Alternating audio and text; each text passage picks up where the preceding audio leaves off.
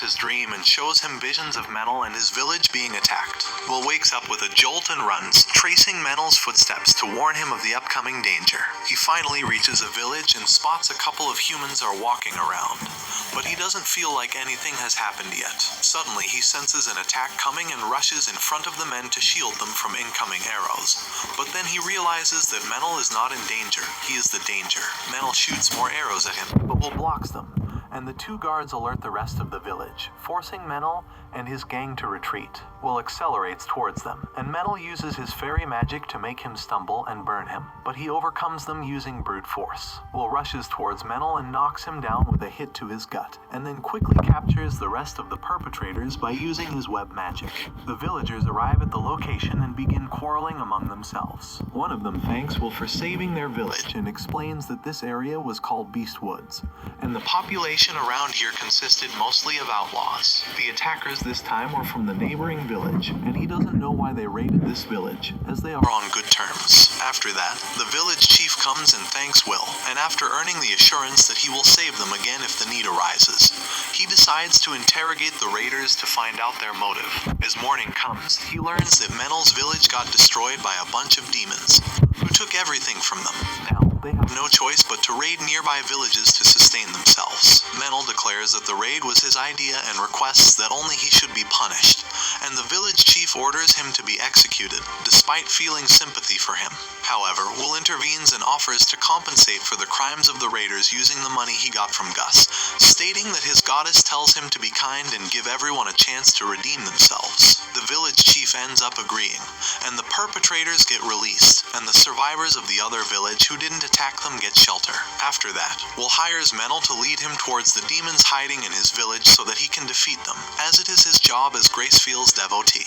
Menel calls him a naive fool, but he still thanks him and directs him to the demon-inhabited village, where Will has no idea what he will see. Thanks to Menel's awesome tracking skills and cool fairy magic, Will soon reaches the ruined village that is shrouded in mist. Menel scouts the village to find the demons doing a sacrificial ritual at the temple, but Will thinks that the enemies he has mentioned are not a big deal. He sneaks into the temple and kills one demon conducting the ritual before trapping the beast called Manticore in his magic web and killing the other demon too. After that, he kills the Manticore too, while Menel also joins in the fight and kills the guards outside after realizing that they were not that strong. After that, they search the village for any survivors and pray for the deceased, with Will praying for Gracefield to guide them into the next life. Menel thanks him and apologizes because earlier he misunderstood him for a rich and cocky brat who was high on his divine blessings. After that, he takes Will to his adoptive grandma, who has turned into a strong, high-ranking ghost. Will fears that she might prove to be a tough opponent, but she is in full control of herself and doesn't plan to resist. However, she first notices that Menel has been naughty, and he breaks down, saying he was frustrated since he could do nothing to help the villagers. He starts fighting with his grandma's ghost, just like my neighbor once did while he was on LSD. Menel feels pathetic and has no will left to live, but his grandma cheers him on, telling him that he has another chance at life in the form of his priest friend. She then tells Will about a demon hideout in the forest and then passes on by herself like a Chad granny, while I had to pull the plug on mine.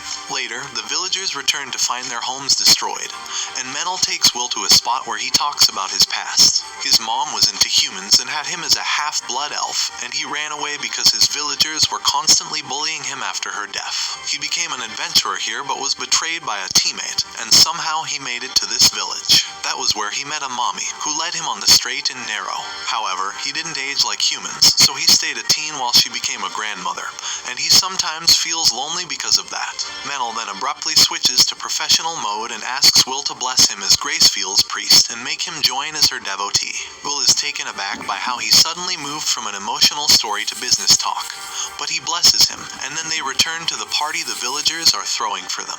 The restoration starts the next day, but the villagers need to visit the city of Whitesail to get supplies. Will wants to know about it, and Menel is shocked by his cluelessness. Whitesail was the largest city in the Fertile Kingdom's southern area ever since the war between the human heroes and the High King 200 years ago. Will is excited to go there, but before that, he plans to explore the ruins to set up funds for restoring the village. As he and Menel return from a successful mission, they see two people being chased by Haram's cousin. Will protects them and stares down at the gorilla, remembering what Blood told him about intimidating beasts before starting a fight. His death stare works, and Haram's cousin runs away. The girl he just saved is thrilled to see his heroic act and introduces herself as Rabina, a traveling halfling bard, and her companion is Antonio, the traveling merchant. Menel introduces himself and Will, and then learns that the duo was traveling to Whitesail, but their guards ran away when they saw the gorilla. He sees a chance and strikes a deal to escort them to Whitesail in exchange for their help in getting a discount on the items they need. Rabina and Antonio are excited to travel with a warrior priest, and they pass through various villages, where Rabina attracts crowds by singing, and Antonio opens his shop. He even asks Will to heal people to spread the good name of Gracefield, and attract customers to his shop. One night, they rest in an empty shed, where Rabina sings the song of Blood, Mary, and Gus. Will is very eager to hear his family's immortal tale. Years before they became famous as heroes, the trio saved a half-elf girl chosen as a sacrifice to a wyvern attacking her village. The half-elf girl's boyfriend offered whatever money he had to get them into fighting the wyvern, and they accepted his quest. They killed the wyvern and even gave the young couple a dagger and some money to start a fresh life. Since they were hesitant to take it, the wandering sage told them that it was an investment, and he expected them to grow famous and wealthy, and one day he would return to collect this sum with interest. As a password, he told them his name, which was not known to many. The song ends, but the story doesn't. Rabina tells Will that today, the family of Count Dagger has an old half-elf woman who is still waiting for someone to collect the wandering sage loan from her. Will is emotional and happy to hear this, and he cries, hoping to meet the old lady someday. The next morning, they have breakfast, leave for the city of Whitesail, and reach it soon. Will is amazed at the sight of the magnificent city, which Antonio explains is governed by the Crown Prince Ethel. There are many shocking things waiting for Will there, from lenient and insightful economic policies to fashion sense, to street lights and public baths run by magicians. After having a good sauna and cold bath, Will and his group eat at a restaurant, and then they visit the Grand Temple so that Will can pay his respects to his goddess. He enters the temple alone and admires its beauty till he reaches a junior priest, and informs him of his intentions to pay respects to Gracefield. The junior priest replies that since Gracefield is a minor deity right now, her priests are few, and the temple must conduct a check to see that no minion of evil gods sneaks in to pray to them, disguised as someone else's priest. He requests Will to cooperate with him till the prayer of faith detection is conducted, and informs him that right now, all high-ranking priests are out on various jobs. Will understands and is about to retreat when Bart, the bishop of the temple, comes there and intimidates the junior priest. Bart is angry, irritable, and foul-mouthed, but he is impressed by the lessons Will has learned from his goddess and allows him to pay his respects without verification. The junior priest leads Will to the chapel and bitches about the bishop on the way, calling him vain and immoral. When Will returns to the church guest house, his friends also have some bad things to say about Bart, as they are talking about how he is a vulgar old man who often turns to bribery and intimidation.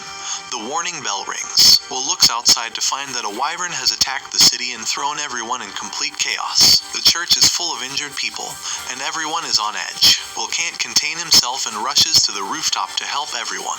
He finds the city on fire and notices soldiers trying to fight against the wyvern with giant catapults. However, the wyvern is too fast and strong for them, and he destroys their posts. Seeing the burning city, Will feels that his parents' hard work that brought peace to this land is being destroyed by a wyvern, and he angrily attacks it with a lightning bolt. He misses and tries again in desperation, but then Menel comes out and scolds him, telling him to use his head and find a clever solution to things. Will calms down and returns to his basics as he formulates a plan.